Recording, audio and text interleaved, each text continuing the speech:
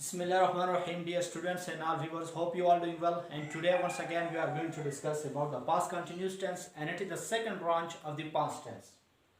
तो जब भी उर्दू के सेंटेंस के आखिरी में आ जाए रहा था, रही थी, रहे थे, तो वो जो सेंटेंस होंगे, वो जो जुमले होंगे, वो जुमले पास्ट कंटिन्यूस के होंगे।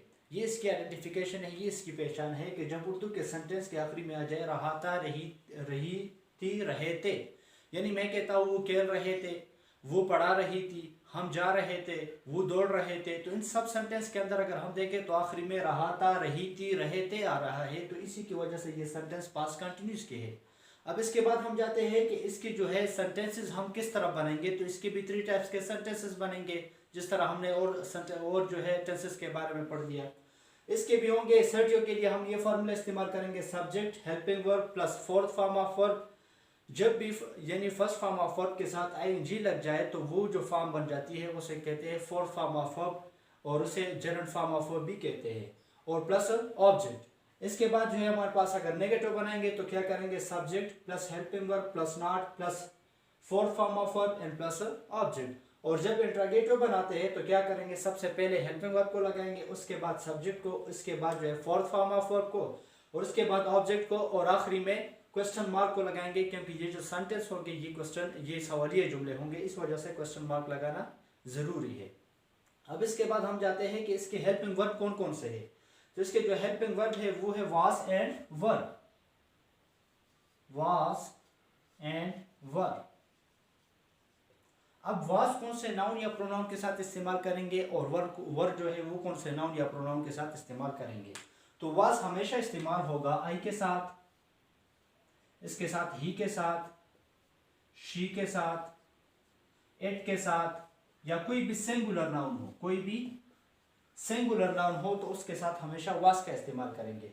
जबकि वर का हम हमेशा इस्तेमाल करेंगे यू के साथ, दे के साथ, इसके साथ साथ वी के साथ, और इसके साथ कोई भी प्लूरल नाउन हो तो उसके साथ वर का इस्तेमाल करेंगे। कोई भी अगर प्लूरल नाउन हो तो उसके साथ हमेशा वर इस्तेमाल होगा। तो वास और वर जो है ये पास्ट कंटिन्यूस के हेल्पिंग वर्ब आ गए। अब इसके बाद हम जाते हैं सेंटेंसेस की तरफ। असर्टिव सेंटेंस भी बनाते हैं, नेगेटिव भी बनाते हैं, इंट्रोगेटिव भी बनाते हैं। तो let's move toward the sentences. अब यहाँ पर मैंने 3 टाइप के सेंटेंसेस लिखे, एक मैंने लिखे असर्टिव के लिखा है, दूसरा नेगेटिव और तीसरा इंट्रोगेटिव का लिखा है। तो अब इसको बनाते हैं इंग्लिश के अंदर कि ये इंग्लिश के अंदर किस तरह बनेंगे। तो मैंने लिखा है कि वो क्रिकेट खेल रहे थे, तो ये आ जाएगा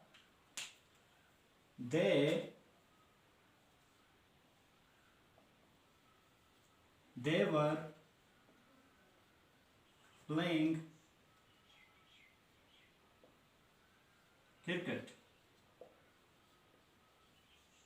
they were playing cricket। ये आ गया हमारे पास असर्टिव सेंटेंस। दे जो है ये सब्जेक्ट है, वर जो है ये हेल्पिंग वर्ब है, और प्लेइंग जो है फोर्थ फॉर्म ऑफ वर्ब है, और क्रिकेट जो है यहाँ पर हमारे पास ऑब्जेक्ट है।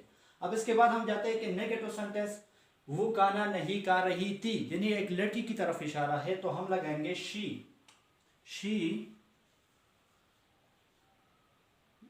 वॉज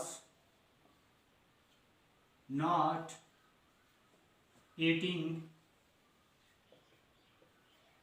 फूड,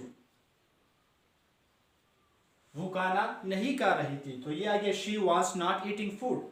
तो शी जो है ये हमारे पास सब्जेक्ट है, वाज जो है ये हेल्पिंग वर्ब है, और नॉट जो है ये नेगेटिव सेंटेंस है, तो इस वजह से नॉट आ गया। इसके बाद हमारे पास ईटिंग जो है ये फोर्थ फॉर्म ऑफ वर्ब, और फूड जो है ये हमारे पास ऑब्जेक्ट आ गया।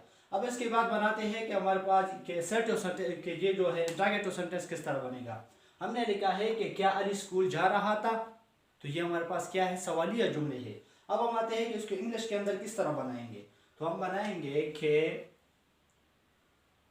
was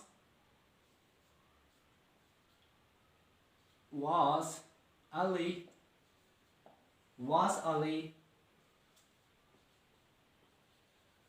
going to school। आखिरी में हमारे पास आ जाएगा question mark, was Ali going to school।